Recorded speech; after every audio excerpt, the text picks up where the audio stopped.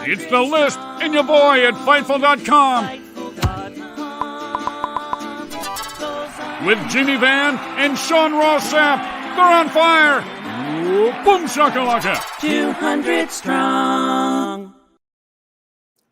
What's up, you guys? Sean Ross Sapp. This is April 28th. It's Listing Your Boy, number 212, the episode you have all waited for, the landmark moment in our industry.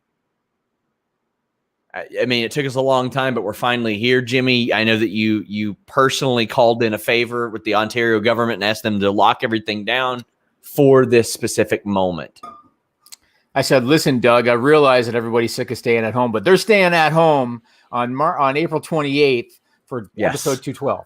Yes, and hopefully you guys have stayed home. Or I don't really care where you're watching this, as long as you're watching it. But please leave a thumbs up. Please subscribe. We have a lot of interviews coming. Quite frankly, I've got like 10 interviews in the can right now. YouTube.com/Fightful will have them all. FightfulSelect.com will have them early. And FightfulSelect.com is breaking news all the time. We're going to talk about a couple of those stories today here on the air. I'm letting Jimmy have his way, and we're going to expose some of the paywalled content. But someone asks, will I be in Quizlemania later on? Yes, I will be right after this show. But you're here right now. Donate a super chat. Get your question. Get your statement read on the air. Like our friend Daniel, who says, who should win the Money in the Bank and who will? I think Charlotte should, because of the perpetual heel heat that she would get of having that briefcase. Can you imagine, Sean? Yeah. Woo. Yes. That would be amazing. That would be amazing. And I would honestly like to see Seth Rollins win it again. Really? Yeah, I think that would be pretty good. Or Cesaro could win it, and after Roman Reigns for months and months is like, you ain't getting a title shot, you ain't getting a title shot, he eliminates that from the equation. Like, he can get a title shot whenever he wants, and you kind of turn the tables on Roman Reigns. Like, not only will I get a title shot, you don't know when I'll get a title shot. That's a good idea. I was going to say Damian Priest, but the Cesaro one's a good idea. Yeah, that's a good idea. It's a very good one. We also have Josh B17 saying, thoughts on Andrade's first match outside of WWE being against Del Rio? Heard about that. Not a good look. Not a great look. I wouldn't have anything to do with Alberto Del Rio. I've turned down interviews with him because I was told, he won't talk about the things that you want to talk about. So, nope. I mean, is he viewed a certain way by the other Mexican wrestlers? Like, does Andrade look up to Alberto Del Rio? Does he have that kind of reputation? I don't know. Okay. I don't know. I haven't really spoken to a lot of the Latino demographic about that. But I mean, I know there are lots of people obviously that revile him for the way that he treated a lot of people. Yeah. So what do you think of, so Jake Paul claims 1.5 million buys, right? Remember last week? Yep. Jake Paul claimed 1.5 million buys. Mm-hmm. I'm going to go ahead and guess it's not even close to that. Why is that? A couple of reasons. One reason is not that he's the be-all, end-all, but Dana White in a couple of interviews said, I know people in the pay-per-view business, they're nowhere close. Again, not saying that's the be-all, end-all. He lies a lot, though. That's fine, but my other reason for thinking it's nowhere close is the Triller lawsuit. Sure. I mean, that's possible as well. And let me tell you, that was not a good idea. Naming them all. Did you see that? Yes. In the statement, stupid. Like in the lawsuit, that's fine. But right. Giving people the addresses of 10 illegal streaming websites to now go to. Yes. But I mean, you also have to look at Dana White, who just sold 700,000 pay-per-views at $70 each. And this isn't a split anymore, Jimmy. Yeah. Like, this isn't a split. It's all going to ESPN Plus. 700,000. So that's at least 49 million. That ESPN Plus raked in, and he's like, oh, nope, we can't pay John Jones $30 million for a pay-per-view that will sell over 1 million easy. Yeah, 261 to 700? Yes, that's what's claimed. Yeah, and that's 49 million. That's disappointing. To ESPN Plus. Yeah, that's disappointing. Yeah. I thought first show with a full house, Masvidal, I thought was a bigger draw than that. They had was it 3 or 2 title fights? Yes. I expected higher. But no, I think Triller's going to come in lower. But here's the thing. I don't know where their costs are, because I think their biggest cost is probably all those musical acts that they bring in. And then Snoop, I understand, is he has a cut of Fight Club. So Snoop is going to get his piece. But I think most of their costs, like I mentioned, Bieber ain't cheap. You know what I'm saying? They could have cut the musical acts in half. Or But I had understand. lesser known talent. Yes, popular but lesser known. Yeah, because I understand what they're trying to do. They want it to be a house party setting where you order the pay-per-view, you dance in between the fights, you have fun, you hang out, whatever. Yep. Not a bad idea, but whoo boy, we have a couple more super chats right out of the gate. Get these in, guys. They pay our bills. D'Lo Diggs says, "Have you seen the ROH stuff? Boy, oh boy! Not only have I stuff." He said Dojo stuff. What is it? What did I say? You said ROH stuff. ROH Dojo stuff. Yeah. Not only have I seen it, I had a 2-hour conversation with Danny Cage 6 months before all this unfolded, and he laid out what would happen, and all of it happened. Before he got fired, he's like, "I'm probably going to get fired. Here's what's going to happen. Here's what's going to come out. Here's how Joey Mercury is going to respond. Here's what he's going to do. This person will leave. That person will leave." Every single thing that Danny Cage said was going to happen did happen, and finally, after a couple of years, he's kind of gone public with it, with Joey Mercury's methods. And many of this have been backed up by trainees there. And Ian Riccaboni, who quite frankly has a very nice position in Ring of Honor, just signed a new long-term contract. He has spoken out and said, yes, this is also true. It doesn't look good for Joey Mercury, but I can tell you guys, when I reached out to Joey Mercury, it was fall of 2019. He was very excited about the Newsweek article coming out that he greatly contributed to. And when it did, it looked like a big bombshell for ROH. Then his own Twitter kind of tapered that away. But I reached out to him, and let me tell you, there are not more awkward situations that I've ever been in my career, Jimmy, than reading one of Joey Mercury's own emails to him, where I said, "Hey, did you email this to somebody?" And he goes, "Well, why don't you read it to me and I'll tell you?" And I'm reading his own words to him, and it was wild, man. It was wild. It was an experience. Sounds like Drake Wurtz when we get to that later on. It was a little bit different. Joey's, I think, is more rooted in his own confidence in himself and his own abilities, and perhaps his lack of confidence in any others. Bill Hemmett says, "Waiting for Jimmy's late night podcast." We'll see. Late nights. So my daughter's room is directly above me here in my home office. So late nights in here is going to be a challenge. That's why when you did the holiday one, I did do it in the theater. Yeah. Even though I knew that people were going to bust my chops, I had to, because it's in the basement. I didn't want to wake everybody up. Yes. My gosh. So we do have another super chat. Bryson Yee says, notice the amount of time for some of the matches this week on Raw and SmackDown have been going longer. Is this because of Jason Jordan's new role? He doesn't time the shows, so I wouldn't say so. But I mean, last week, Jimmy, big shakeup within WWE. I don't see that on the list, but it's something we got to touch on, obviously. It is on the list, actually. Mark Carrano, gone. Do you want to talk about all that now? Do you want to talk about it now? Let's talk about it now. It was the biggest story over the past week. Yeah, I still wanted to ask you about 261. I wanted to ask you about some other stuff. We'll get to it. We'll get to it. So Trash Bag Gate.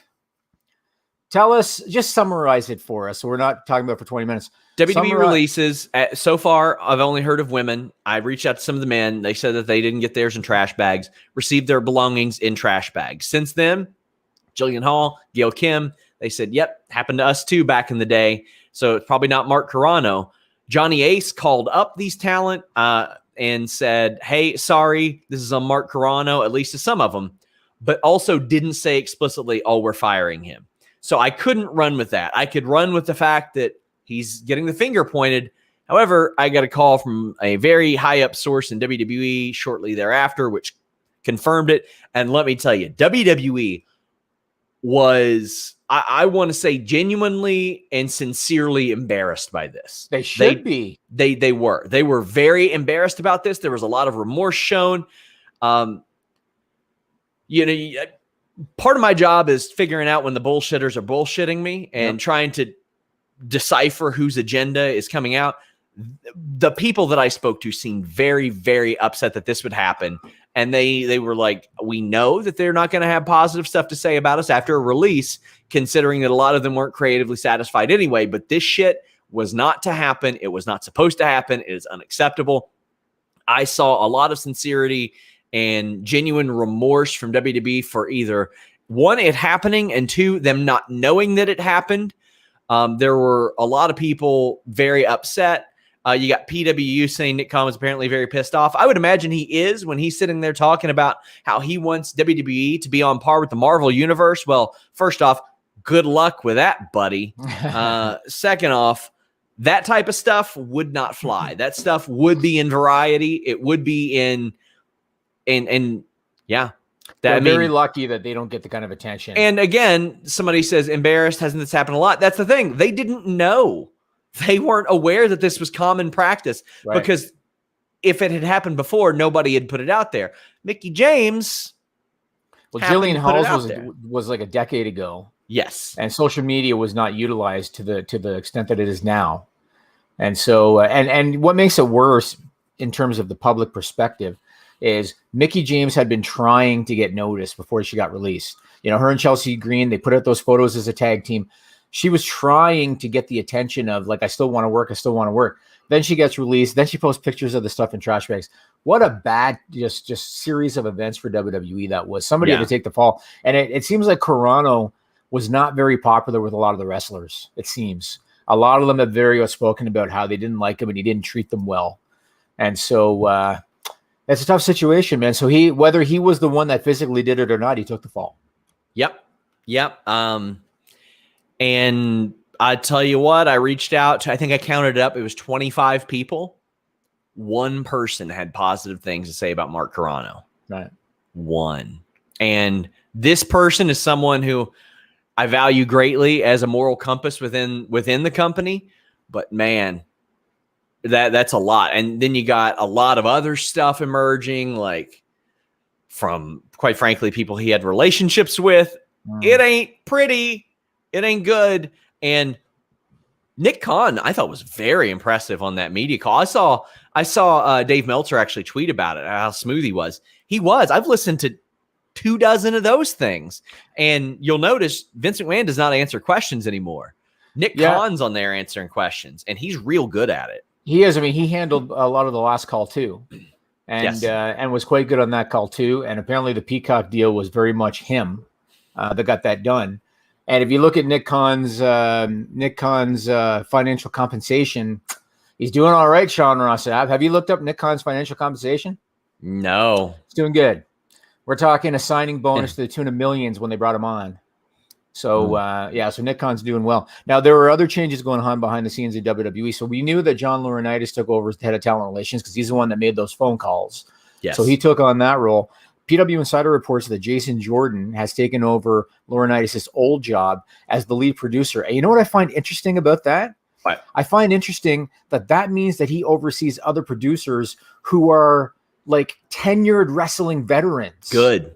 Isn't that interesting? So good. Like a guy like a Jeff Jarrett or a Hurricane Helms or whoever that have been around the business for decades, Jason Jordan now manages those guys. Sean. I'm not sure Jeff's there anymore. I interviewed him yesterday. It's going to come out like late next week. Oh, okay. He's got a podcast dropping too. I like to drop it ahead, but like 6 people are dropping theirs this week. So I'm going to wait till next week. But yeah, I think it's a good move. I think they need to reinvigorate things with younger talent, with younger people, which I mean, Shane Helms is younger in comparison to the other producers. But I think they need to do this. I think they do. I pop for this super chat. Hope Omega challenges Carano for his championships. Did you see that? No. So someone claiming to have had a relationship with Mark Carano claims that Mark Carano stole WWE championships and put them under the guest room of his house. You're kidding. Under the guest bed. Yeah. Yikes. That's where that came from. Bryson Yee says, I've noticed people are praising Nick Khan for how well he's doing in this role and light on how he was brought in or any light on how he was brought in and his background. Yeah, he worked for the talent agency. Yes, and that's a good connection to have. Yeah. And I believe that he was privy to, I don't know if it might have been the Fox deal or the latest NBC deal, one or the other. He helped WWE get that deal working for the talent agency. And that's kind of where it came about. And he's been very good so far. I mean, the fact that he's the guy, you got to remember, it was several conference calls ago when Vince McMahon said that network rights were on the market, essentially. and then nothing happened. This is before Nick Khan. So he says they're on the market. And I think McMahon went so far. It was right before the pandemic as well, though. Okay, fine. But people were also consuming a lot of content then too. But I think that he went so far as to give a deadline when they were going to get a deal, McMahon. And then, of course, they never came in or were close. And then it just kind of, sputtered out after that. Nick Khan comes along and was the guy behind the Peacock deal, apparently. So he's good. I mean, they need to have people like that.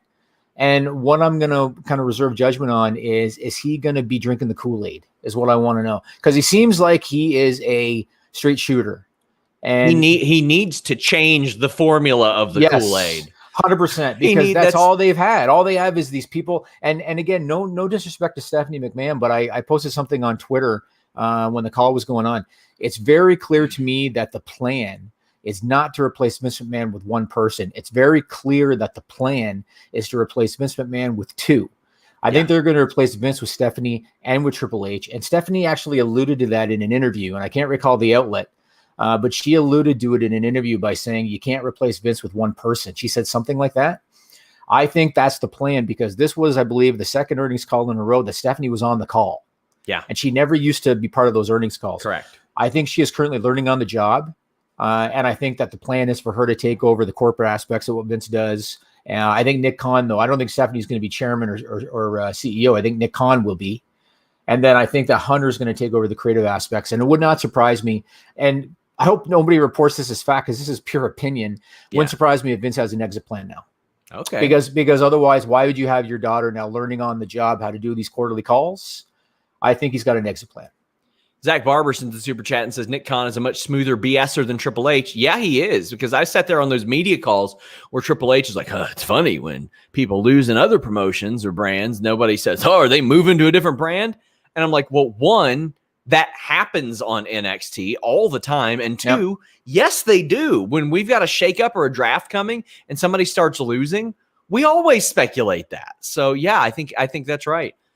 Mike JC says, any speculation on the NXT Diamond Mine vignette? Not Tessa. I'll tell you that much. Everybody keeps thinking it's Tessa. I don't think so. Anakin says, thoughts on the Chelsea Green and Young Buck stuff? Blown out of proportion, way out of proportion. Chelsea Green had reposted a graphic that someone made and had not credited them. And then after some tweets, she kind of looked at that and said, I think I'd be better off deleting it, and then blocked the person. And that person tweeted out there, and I've spoken with that person, and I've spoken with Chelsea about it. I know that Chelsea felt very bad for how it ended up. And that person feels very bad about how bad it blew up. And I thought it was overblown. I think that it's really weird how something like that gets blown. Jimmy, I got to hit up people every single day and say, hey, you didn't credit us on this transcription. You didn't do this. You didn't do that. It's a part of the job, unfortunately. And sometimes it just slips people's minds. And could the apology have been better? Sure. But the apology came. She didn't hurt anybody. The person who did it isn't hurt. He's over it. So you really have to think about what you post on social media. Mm-hmm. Like we've talked about, you got to think about it. I think about who's the Wonder Woman actress? Gal something. Gal Gadot. Oh, yeah, that was tone deaf. Yeah. So, but the thing was, and it was tone deaf. But her intention when she did it was genuine. Was good. Right. She thought that she was doing a genuine thing, trying to put a smile on people's faces. She got destroyed on social media. Like sometimes you need to just think for a minute about what could happen when you do something. You know? Jimmy, I remember of all the lessons you pretend that you've taught me, I've taught you so many. I brought you from nothing to look what you are now. It's amazing. I remember a line that actually I believe you stole from Mariah Carey during the Eminem. There's a hero? Yeah, I think so. I think it was one you stole from Mariah Carey that I actually repeated to a wrestler one time. It wasn't anything bad. It's just they were like, oh, man, I came off looking bad in this interview. And it was, today it's news, tomorrow they're wrapping dead fish in it. Yes. And what happened today, they're wrapping dead fish in the Chelsea Green situation, and they're talking about Drake Wurtz. Right. Yes. Exactly right. And I did tell Sean that. I told him that they will wrap dead fish in it the next day. Using what I think is a Mariah Carey quote to Eminem's manager probably didn't do me any favors. But that was from a Mariah Carey interview. It's true. It was. Yeah. So there you go. I thought it was like when you see that type of thing yesterday and it's like nobody got hurt. Somebody could have ended up better. And then you see today and it's like, oh, okay, that's an issue. Let's go ahead and talk about this Drake Wurtz thing. Yeah, there's so much other shit I was going to talk about first, but all right, let's talk about Drake Wurtz. So this guy seems like a hell of a headache, and he is. I don't know his standing, but so let's set it up for anybody that might not know who Drake Wurtz is. So he's an NXT referee. Last September, there were reports that Drake Wurtz was part of a QAnon adjacent anti-child trafficking charity, along with Matt Morgan, former WWE wrestler Matt Morgan. What they were allegedly doing was profiting off of fundraisers. So they were holding these fundraisers allegedly for anti-child trafficking, but they were profiting off the money. Drake Wurtz was going so far as to allegedly promise the appearance of WWE performers at these fundraisers, but they were profiting off the money. Just this week, because I was telling Sean off the air that I caught part of it, Drake Wurtz spoke at a Seminole County, Florida council meeting. Now I need to preface this. Yep. This wasn't at the meeting. He did this backstage 3 hours before NXT aired in his NXT polo. Yes, I saw that. So loud that people in adjacent rooms could hear him. Wow. No, I did not know that. Because I just broke it right here on the air. Okay, I didn't know that, but I saw the clip because it was done via Zoom because the meeting was done via Zoom. And he basically spoke against mandated mask wearing. And his main message about why he's against mandated mask wearing was because of this whole anti-child trafficking thing and, the masks cover up their facial expressions and all this stuff. And he went on a tangent. He got emotional. And I watched that thinking to myself, this guy is a headache. And then I think it might have been you, Sean Ross Sapp, that broke the news that Daryl Sharma, good Canadian boy, Daryl Sharma, that I used to book 20 years ago when he called himself the Green Hornet, a pro wrestler. He is apparently now the lead referee in NXT, taking the place of Drake Wurtz. And you reported that Drake Wurtz had been suspended at some point. So what's the latest? Because obviously, if he did that speech at the council meeting from backstage, obviously he's still with the company. Also, David Bixenspan, who's done a bunch of work on this, says nobody accused Drake or Morgan of embezzling from all anti-trafficking charity. So what have I heard about it? Well, I've heard an awful lot of stuff since like June of last year. Quite frankly, I've spoken to David about this stuff an awful lot. It's very hard to get people on the record about things like this. It's very hard to get straight answers about stuff like this. I know David was trying to find out for a very long time if this was like an official spot, like if this was Drake Wurtz, head NXT referee, officially demoted, replaced by Daryl. That was, right.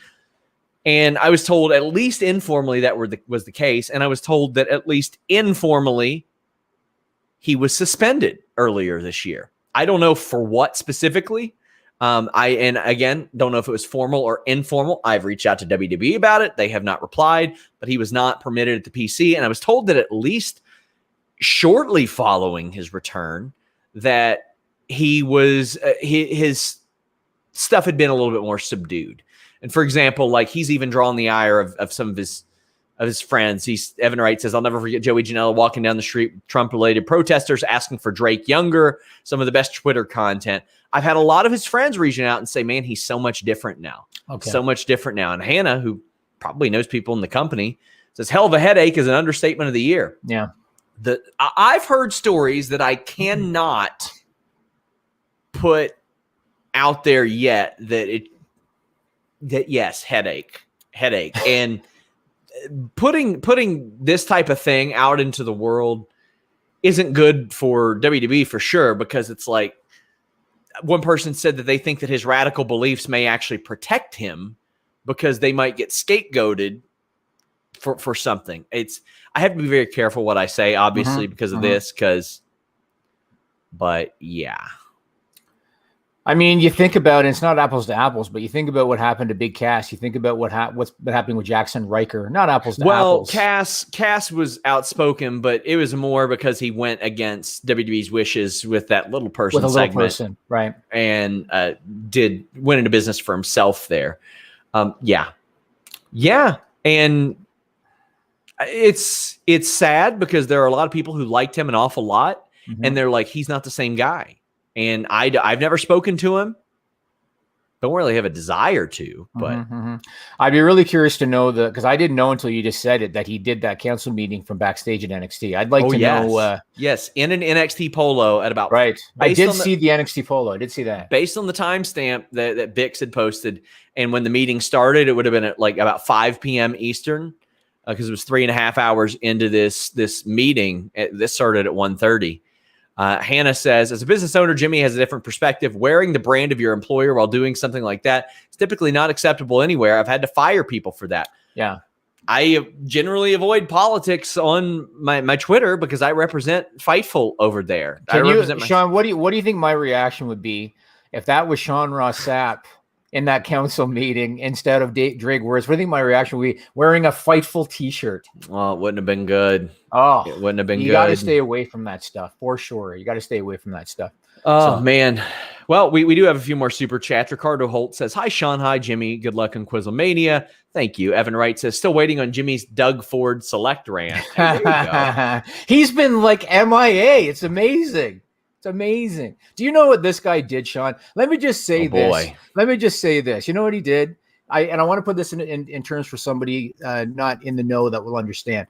So one of the big causes of outbreaks in this area has been essential workplaces like warehouses, right? And so a lot of people have been saying that they should give them paid sick days because they don't have paid sick days, meaning that even if they have COVID symptoms, they go to work. And it's causing these outbreaks. So everybody's been on Doug Ford, who's the premier of Ontario. Give them paid sick days. Give them paid sick days. You know what happened? What? Doug Ford is currently on a 2-week quarantine because somebody in his office got COVID, and he's getting paid for that 2 weeks, Sean. So he's been MIA. He has not spoken much publicly. He's been MIA. So what a time to be alive if you're him. Can't be fun. Can't be fun.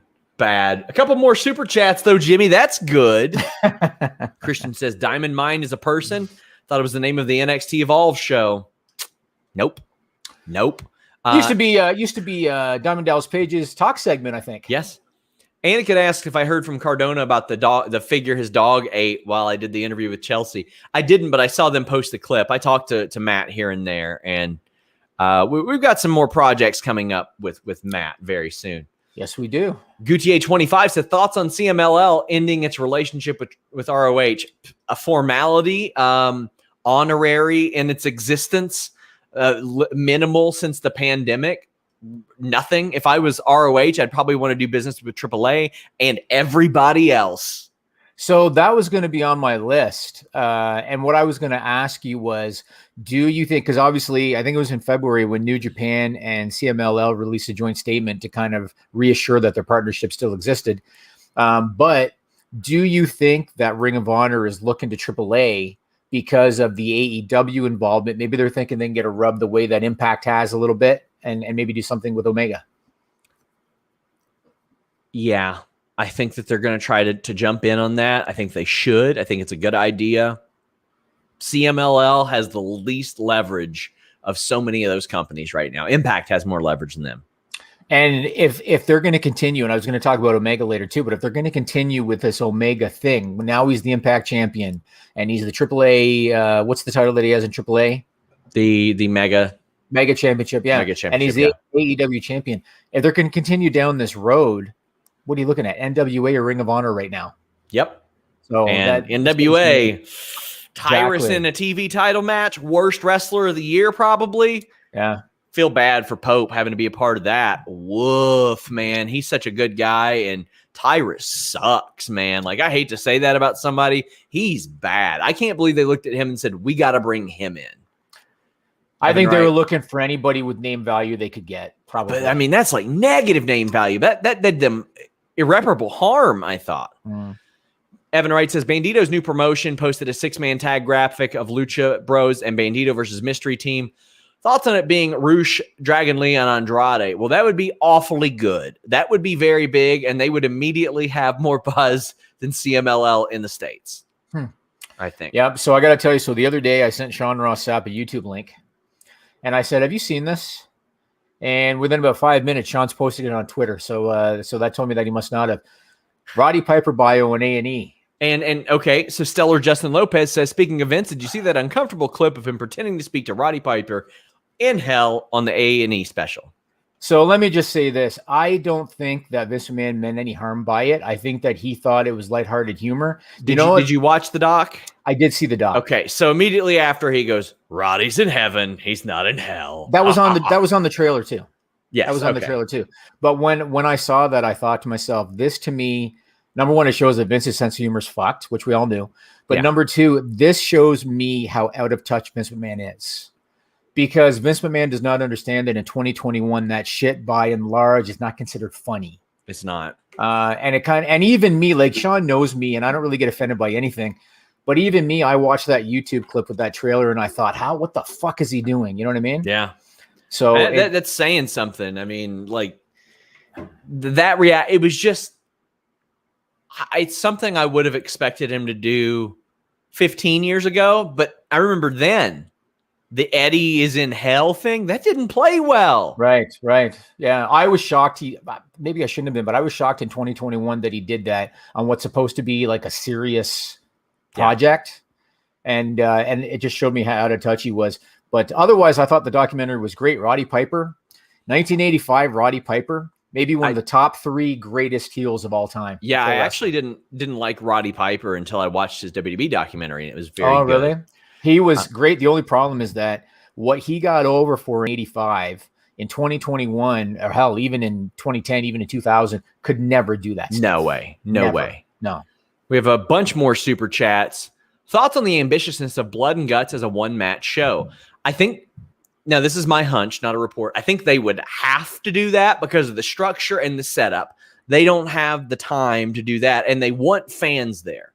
That's their sort of cross to bear. They want fans there. They want a reaction. So they have to have that structure there. I think that if anybody can pull it off, Jimmy, I think they can. 45, 50-minute match. If it were elimination, I think it could go an hour easy. You pad it with promo videos at the beginning. That's right. All the entrances. And then afterwards, you have like a little something, 5-10 minutes. I think they can pull this off. And I'm willing to give AEW the benefit of the doubt because they haven't shown me much different lately. I think that anything is worth trying. I definitely agree with you. I think there's going to be a lot of video packages kind of setting it up, showing the history of it, maybe even the history of where the term came from.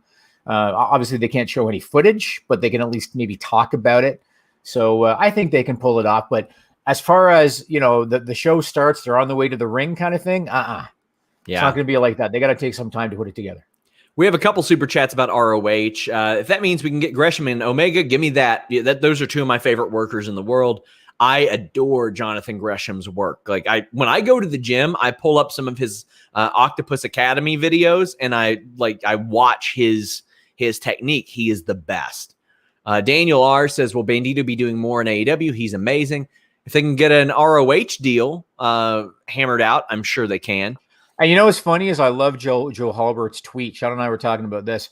After Impact Rebellion, Joe Halbert posted a tweet, and he was kind of taking a shot at a lot of, internet trolls. Yes. He posted a tweet saying, what did he say? I don't ever follow Impact, or I didn't follow Impact until they started this AWA deal, but I don't understand how they gain anything from this, which is such a funny, because that's exactly basically the situation. No one was talking about Impact until this AEW deal came along, and now suddenly people were talking about Impact. And I think Ring of Honor could use the same rub. Like Ring of Honor doesn't have a ton of buzz, and if Omega now is going to go for another title, and then maybe you get the Bucks in there too. They got a history, Yes, there it is. I've only started discussing Impact since AEW got involved with them, but frankly, I don't understand what Impact's gaining from all this. Right? Yeah, and there were so many people who did not understand quotation marks. Yes, I'm starting to doubt. Starting to doubt that survey of IQs among sports fans, there, Jimmy. That say that. That's a good segue, Sean. It is, but we got super chats. So okay. Let me get through these. Okay. Have either of you seen WWE's Most Wanted Treasures show? I have. I enjoy it. It's harmless fun. Yeah, it's all right. It comes off very predetermined. Yeah. It's all right. It's fine. Yeah. I would think so. Yeah. Kieran George says, thoughts on 261. What are your thoughts on John Jones parting ways with his management team after 11 years? About time for that last one. I mean, yeah, about time. I'll say that much. He could have used better management a long time ago. Yep. And I thought UFC 261 was one of the best MMA shows I've ever seen in my entire life. 2 hours from the moment I turned it on to the moment I turned it off. 3 title fights, big moments for better or for worse. Yep. And obviously it helped that there was like quick finishes in the first round over and over and over. I really felt for Chris Weidman. Obviously, there's a lot of people that are looking at the irony that Anderson Silva broke his leg the exact same way against Chris Weidman. But I feel for him, man, because like he's in his late 30s now. That's a tough injury to come back from. He seems like a really good guy. I really like him when he does interviews. He's pretty funny. And so that really sucks. Thug Rose, man. Oh boy, that was great. You want to talk about a baby face moment. Like Thug Rose, like I almost got misty watching the Thug Rose when she was standing there and then they announced her as the new champion and she got really, really emotional. Joe Rogan was starting to get emotional. And then Rogan said to her, you were standing in your corner before the fight during the intro saying, I'm the best, I'm the best, I'm the best. And she started crying saying, I am the best. And the crowd went wild. Great moment for her. And Masvidal, man, don't get cocky. Yep. Don't get cocky. I knew he was going to get that ass whipped. Knew he was going to get that ass whipped. I whipped. could not believe it. Like he was channeling Anderson Silva with his hands down and mocking him, and he got exactly what he deserved. You don't go in there with a guy like Kamaru Usman, who's one of the greatest in the world, with your hands down, mocking the guy. You got what you deserve. But you know what I will say? Masvidal's handling of it afterwards was all class to me. He was all class. He took it like a man. He said, I thought I was going to be wrestling for 5 rounds. I thought after the first fight that he didn't have the power, and he got me. And I respected it because you've seen what Tito Ortiz will do, and Masvidal, he went the other way, and that was good. I respected it. Bezo Banks says, can you imagine why everyone is so up in arms regarding Makazi's shoes on Twitter? I've been asking and no one's explained it, and I'm so confused. I do have some unique insight on this. I just think he didn't know better. He thought he was doing something good. Autism Speaks has a little bit of, to put it lightly, controversy around it and the way that they do their business. And he was trying to do something nice and something good. And it was the Twitter outrage for the day. That's what it was. And I'm sure that he'll look at other outlets and other ways of helping people, and we'll probably do that because I've heard nothing but unanimously good shit about Makazi. JJ says, plugging the distraction via depart. Come on. They can, if Jeremy Lambert and Joe Holbert want me to promote their show, they can pay for an ad. They can pay for an ad. David Dicker says, I don't know what that vid is, and it seems like it's bad, but are we ignoring Potty Mouth that demonetized the vid again? Also, El Patron sucks. I don't know what you mean, David. I don't know what you're talking about either. Don't know what you mean here. But yes, as Hannah puts, Autism Speaks is a bad charity. They don't want to help autistic people. They want to change them. He was trying to go do a good thing and just didn't know better. There you go. Obviously, I got to be a little bit diplomatic in that type of stuff, considering the nature of my wife's job. But yes, there are other places that we choose to do our business and send our people to. But Jimmy, let's talk about this TNT NHL thing, because I got to wrap up by like 3:53. I got a title to retain. Sure. Yeah, sure. So I'm not going to lie. This one surprised me. It did. I did not think NBC was going to let go of the NHL rights. I thought that they had put in 10 years, just way too many resources, financially and otherwise, marketing, everything that they had put into the NHL. I did not see them walking away from it. And yes. And how ironic. I mean, sometimes the world is filled with irony. How ironic is it that not only does NBCU pull out of the NHL deal, but Turner Sports comes in and scoops it up. There was all kinds of rumors that day about Fox.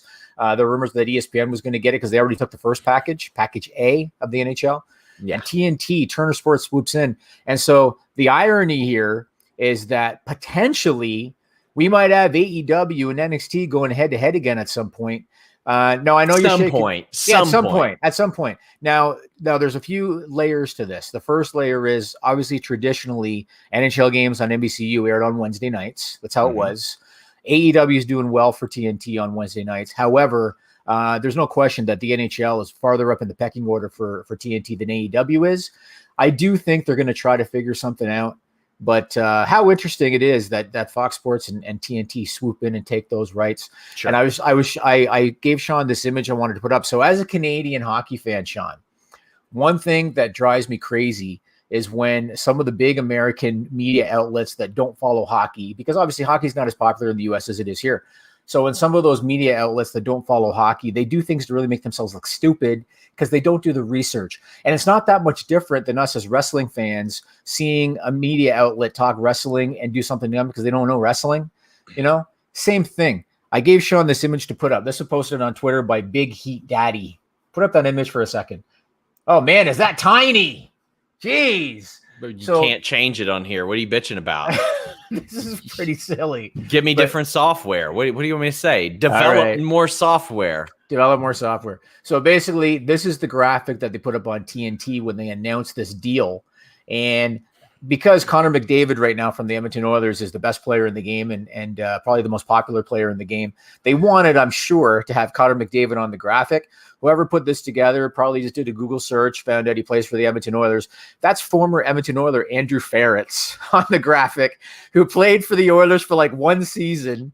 And that's the image that they put up on the graphic, assuming or wanting it to be Connor McDavid. He was a captain, though. Yes, he was a captain, though, which is probably why that went up on the graphic. Now, Andrew Ferentz is really having fun with this because this went viral.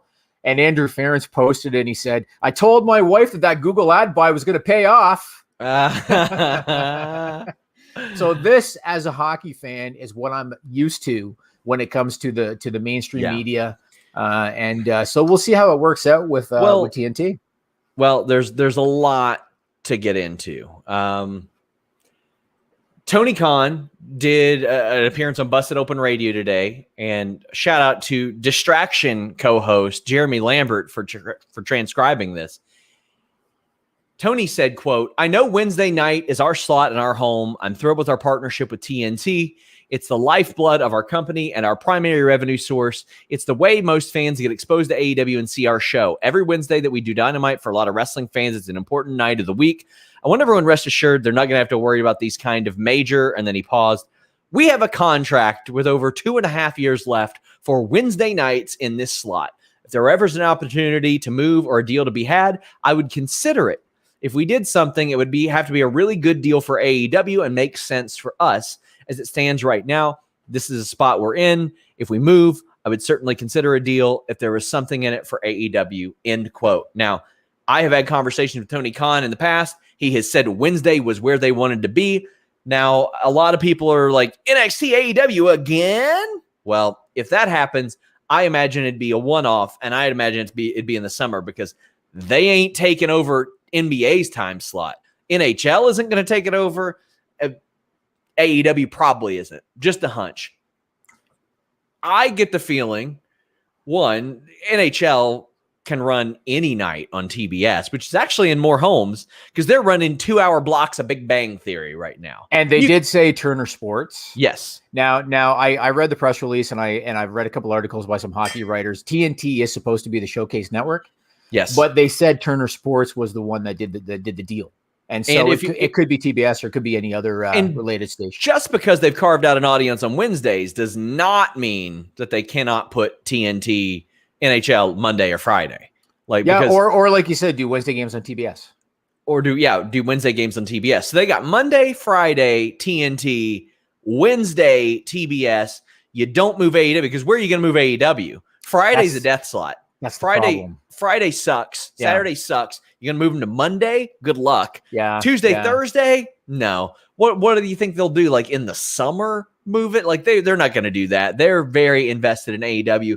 AEW does better numbers than almost everything on that channel. It's just the ad rate situation. But also for the amount that they're paying AEW, I wonder what the return on that ad rate is. Because they're getting AEW for a song compared to what WWE is getting paid. 100%. And they're getting a younger demo too.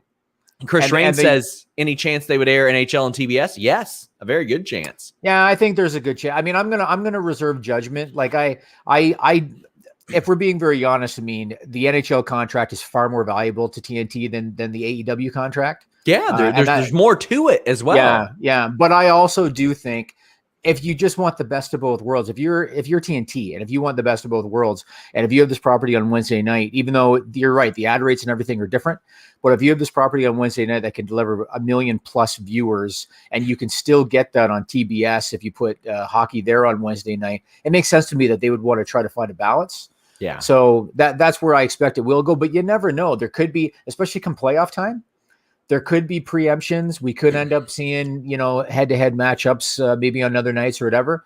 I could see preemptions. I could see preemptions for sure, because we've already seen that with NBA, and AEW was smart enough to be like, let's use this to our advantage. Let's run a Dynamite right after this playoff game, like that, which they'll probably do. Yes, and they should. Yeah, because I believe that the contract. So the package A is ESPN, the package 2 is Turner, and they're splitting up the Stanley Cup final between them, as an example, and a lot of the playoffs. And so those games are going to get precedence, especially if it's a big market team. They're going to get precedence. But I agree with what you're saying. I think that they will try to accommodate AEW, even if it does mean doing Dynamite after a game during the playoffs or something. But there's no question, though. Like you and I both know this. Tony Khan probably heard this news and wasn't crazy about it, Sean. Yeah, of course. Probably wasn't. But they're going to have to do their best to try to accommodate. I think he is a good enough businessman to see ways to parlay it in there, to parlay it into audience. Guys, get your super chats in. We are heading down the home stretch, and we have a lot of questions about this. David Dicker says, Mr. Van going all potty mouth in the Vita Piper. It's only a demonetization risk if it's in the first 90 seconds of the video. Evan Wright says, manifesting Renee Paquette to host Inside the NHL. She'd be fantastic. She would. She knows the business. Yep. If I were Turner, I would work out a Fox deal with her where she does AEW stuff too. The only thing I will say is shame on you, Renee Paquette, because she is a Golden Knights fan now. Myron Reed says, boo, I wanted Fox to get it and relive the 90s. Do you remember the puck? Yeah, of course. That? Oh, it was terrible. Yeah. Anakin says, why not NHL and TBS get high ratings on both cable channels? It'll be both. It's Turner. It's Turner Sports. That's right. Will NBC ever drop WWE? They'll let their deal expire. I don't think they'll drop them. I mean, the deal's until 24. And you know what? WWE thinks, even with the declining popularity, they think they're going to get a spike on their next deal again because of how sought after live sport is. So we'll see.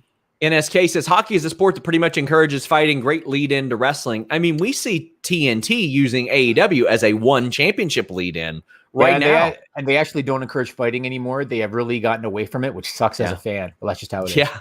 And I mean, I didn't watch one championship MMA until it was on after AEW. I watched when Mighty Mouse fought, and that's it. Some stupid punk says, late to the stream, just wanted to know I appreciate or show appreciation and hear insight from the top guys. You and Dynamite are what I look forward to on Wednesdays. We'll tune in 10:10 Eastern. Myself, Robert DeFelice, and maybe Alex Palowski have our review. Rob Wilkins, who covers AEW for us, says did lots of research for it yesterday. The Athletic reported ESPN on Thursday nights will be their big night. Based on some experts, TNT on Saturday nights. I think they'll get a weeknight too. I do. I mean, I think it'd be smart for them to have sports in the winter and the fall when people are inside a whole lot, like every night of the week. And Richard Thomas says, why not have AEW be the lead-in for the late Wednesday night game?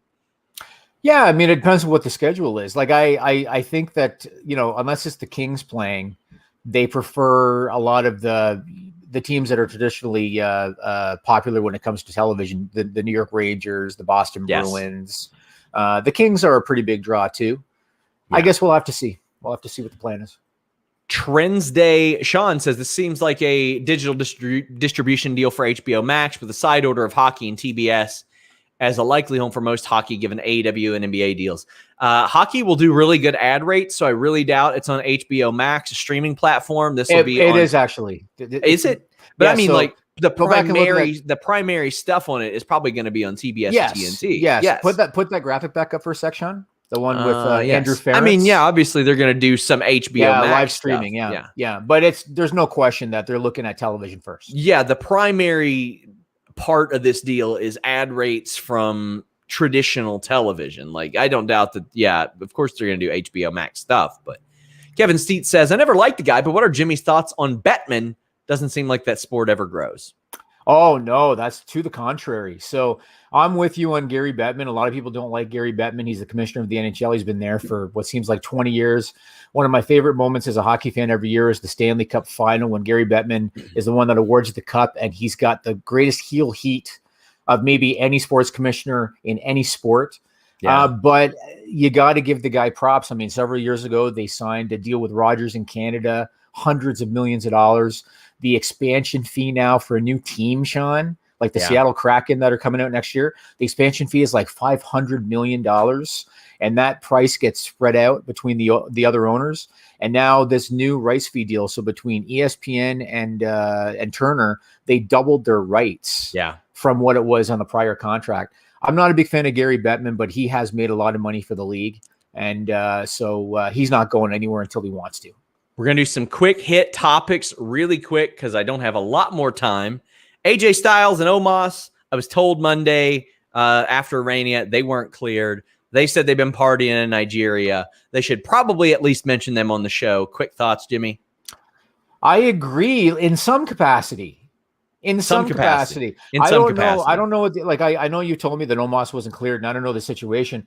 But you're telling me that they couldn't have leased that down on Ross, something like what they did on the bump? I should say, don't know which one isn't cleared or wasn't cleared, but yes, they should have. Anything. Could have been Anakin says, thoughts on Floyd fighting Logan? It's a money grab. He knocked the shit out of Tenshin Nasukawa. Hope he does it to Logan Paul as well. I hope he does too. I'm tired of the Pauls. Some stupid punk says he'll be there at 10:08 tonight, wondering what's taking so long. Aaron says they'll want Leafs versus Bruins, Rangers, Red Wings. Yeah, I would say so. I don't know if the Leafs are a big draw in the U.S. They might be, but but typically it's the big market U.S. teams.